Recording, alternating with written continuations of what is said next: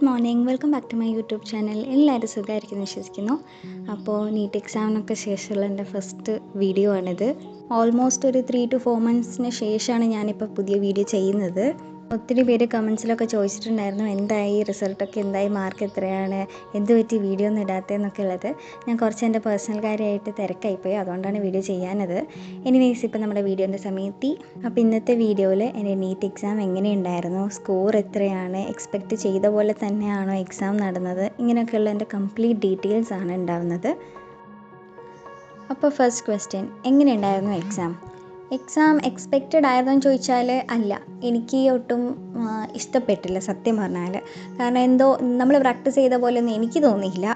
ഞാൻ അത്രയും ക്വസ്റ്റ്യൻസ് ചെയ്തിട്ട് സിമിലാരിറ്റീസ് തോന്നിയെന്ന് ചോദിച്ചാൽ ബയോളജിയുടെ കേസിലൊക്കെ ആണെങ്കിൽ നമുക്ക് കണ്ട് പരിചയമുള്ള ക്വസ്റ്റ്യൻസ് അല്ലെ, രീതികൾ, ഫോർമാറ്റ്, ടെക്സ്റ്റ് ബുക്കിലെ സാധനങ്ങൾ അതൊക്കെ തന്നെ. പക്ഷേ എന്നാലും ഒരു ട്വിസ്റ്റ് ചെയ്തിട്ടും 12 ചെയ്തിട്ടും ചോദിച്ച പോലെ എനിക്ക് തോന്നി. എനിവേസ് എന്നെക്കൊണ്ട് പറ്റുന്ന രീതിക്ക് ഞാൻ എക്സാം എഴുതി പുറത്ത് കഴിഞ്ഞപ്പോൾ തന്നെ ഞാൻ ഫസ്റ്റ് ഡിസൈഡ് ചെയ്ത ഒരു തീരുമാനം എന്താ വെച്ചാൽ, ഇനി റിപ്പീറ്റ് ചെയ്യില്ല. അതായത് ഇനി വീണ്ടും 1 year ഇതിന് കൊടുക്കുന്ന പരിപാടിയില്ല. എന്തോ ആയിക്കോട്ടെ, എക്സാമിൻ്റെ റിസൾട്ട് നല്ലതും ആയിക്കോട്ടെ മോശവും ആയിക്കോട്ടെ, എങ്ങനെയായാലും ഞാൻ ഇനി റിപ്പീറ്റ് ചെയ്യില്ല എന്നുള്ളത് ഞാൻ തീരുമാനിച്ചിട്ടുണ്ടായിരുന്നു. അത് വേറൊന്നും കൊണ്ടല്ല, എൻ്റെ മുന്നേയുള്ള സബ്സ്ക്രൈബേഴ്സ് ആയിരുന്നവർക്ക് അറിയാം എൻ്റെ ജേണി എങ്ങനെയായിരുന്നു ഉള്ളതും ഞാൻ എങ്ങനെയാണ് പഠിച്ചത് എന്നുള്ളത്. അപ്പോൾ ഞാൻ എൻ്റെ 100% ഇതിന് കൊടുത്തിട്ടുണ്ട്. അപ്പോൾ താൻ പാതി ദൈവം പാതി എന്നാണല്ലോ, അതുകൊണ്ട് എൻ്റെ ഭാഗം ഞാൻ കംപ്ലീറ്റ്ലി റെഡി ആക്കിയിട്ടുണ്ടെന്ന് തന്നെ ഞാൻ വിശ്വസിക്കുന്നത്.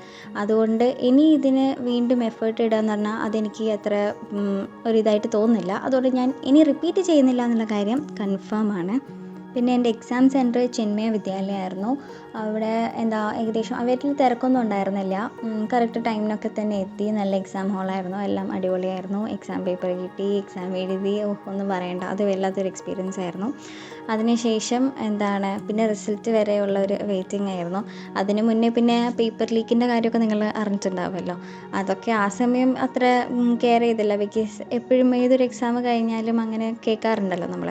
പക്ഷെ അത് ഇത്രയും വലിയൊരു പ്രശ്നമാവുമെന്ന് പിന്നീടാണ് അറിഞ്ഞത്. അതൊക്കെ ആലോചിക്കുമ്പോൾ എന്തുകൊണ്ടോ ഈ ഒരു എക്സാമിനോടൊരു വെറുപ്പ് തോന്നാറുണ്ട്. ബിക്കോസ് നമ്മൾ കുറേ പേര് ഇത്രയും കഷ്ടപ്പെടുന്നു, എന്നിട്ട് വേറെ കുറേ പേര് അതിന് ഒരു എഫേർട്ട്, ആ ഒരു എഫേർട്ടിൻ്റെ പകുതി പോലും വില കാണാതെ ഇങ്ങനെയുള്ള രീതിയിൽ എക്സാം ക്വസ്റ്റ്യൻ പേപ്പർ കിട്ടിയിട്ടും അത് പഠിച്ചിട്ടും ആൻസർ ചെയ്തിട്ടൊക്കെ കാണുമ്പോൾ ഒരു വിഷമം. കാരണം നമ്മളൊരു പൊട്ടന്മാരെ പോലെ നമ്മളിവിടെ നിന്ന് ഇങ്ങനെ പഠിക്കുക, നമ്മുടെ ടൈം സാക്രിഫൈസ്, നമ്മുടെ ഡെഡിക്കേഷൻ, കൺസിസ്റ്റൻസി എല്ലാം വെള്ളത്തിലായ പോലെ ആവുക, ബാക്കിയുള്ളവരൊക്കെ കൊണ്ടുപോവുക, നമുക്ക് കിട്ടേണ്ട സീറ്റുകൾ കൊണ്ടുപോകാന്നൊക്കെ കാണുമ്പോൾ ഭയങ്കര ഒരു വിഷമമാണ്.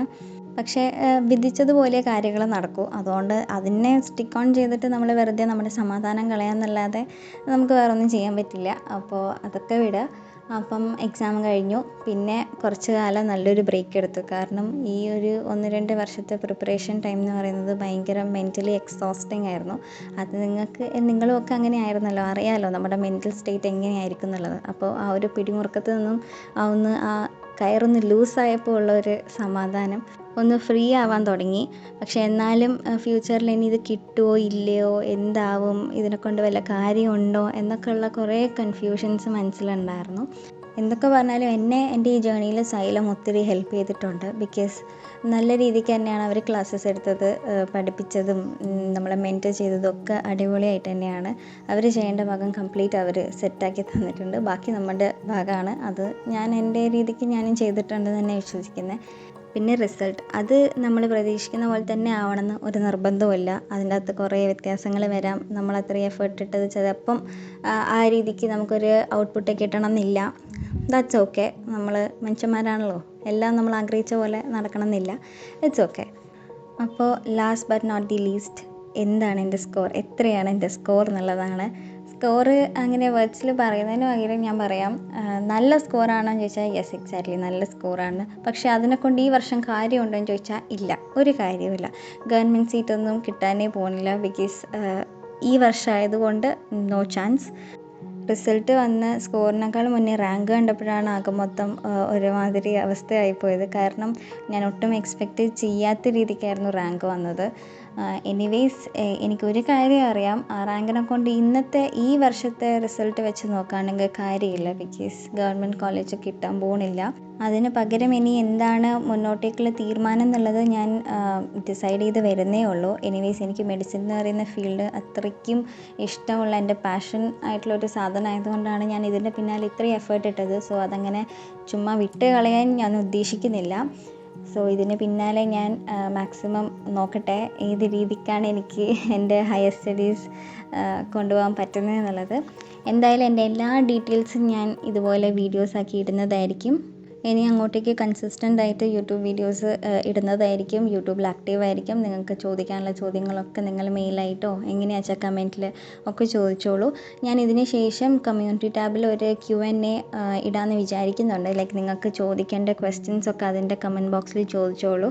അതിൻ്റെ ആൻസേഴ്സായിട്ട് ഞാൻ നെക്സ്റ്റ് വീഡിയോയിൽ വരാം. എന്താണ് ഏതാന്നൊക്കെ ഉള്ളത് ഞാൻ പറയാം. അപ്പം എന്നെപ്പോലെ ഈ വർഷത്തെ എക്സാം എഴുതി ആകെ മൊത്തം ഇങ്ങനെ സ്റ്റക്കായി നിൽക്കുന്നവരാണെങ്കിൽ നിങ്ങൾ ടെൻഷൻ ആവണ്ട. ഒരു വഴി എന്തായാലും നമുക്ക് വേണ്ടിയിട്ട് എവിടെയെങ്കിലും തുറന്നിട്ടുണ്ടാവും. അപ്പോൾ നമുക്കതുവരെ വെയിറ്റ് ചെയ്യാം.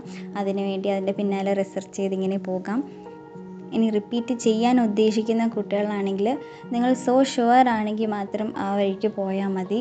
ബിക്കോസ് ഞാൻ ഒരിക്കലും റിപ്പീറ്റ് ചെയ്യണ്ടെന്ന് പറയില്ല, ചെയ്തോളൂ. നിങ്ങൾക്ക് ഒരു വർഷം മാത്രമേ, നിങ്ങൾ +2 കഴിഞ്ഞിട്ടുള്ള കുട്ടികളാണെങ്കിൽ നിങ്ങൾ ചെയ്തോ. കാരണം എങ്ങനെയാണ് നിങ്ങളുടെ ലക്ക് വരുന്നതെന്ന് പറയാൻ പറ്റില്ല. ഇനി അതല്ല 2 വർഷം റിപ്പീറ്റ് ചെയ്ത് വീണ്ടും റിപ്പീറ്റ് ചെയ്യാൻ പോകുന്ന ഒരാളാണെങ്കിൽ നിങ്ങൾ അത്രയ്ക്ക് നിങ്ങൾക്ക് yes I can do it എന്നുള്ള ഒരു ഇതിലാണെങ്കിൽ യു ഗോ ഫോർ ഇറ്റ്.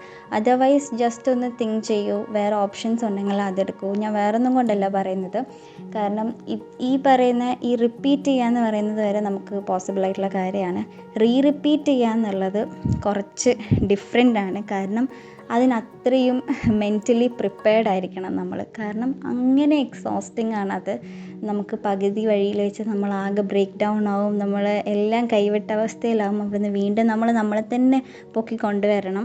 നമ്മളെ ഹെൽപ്പ് ചെയ്യാൻ ആരും ഉണ്ടാവില്ല. കംപ്ലീറ്റ്ലി നമ്മുടെ ഒരു ഒറ്റയ്ക്കുള്ള ജേർണി ആയിരിക്കും അത്. ഇതൊക്കെ നിങ്ങളുടെ മനസ്സിൽ വേണം.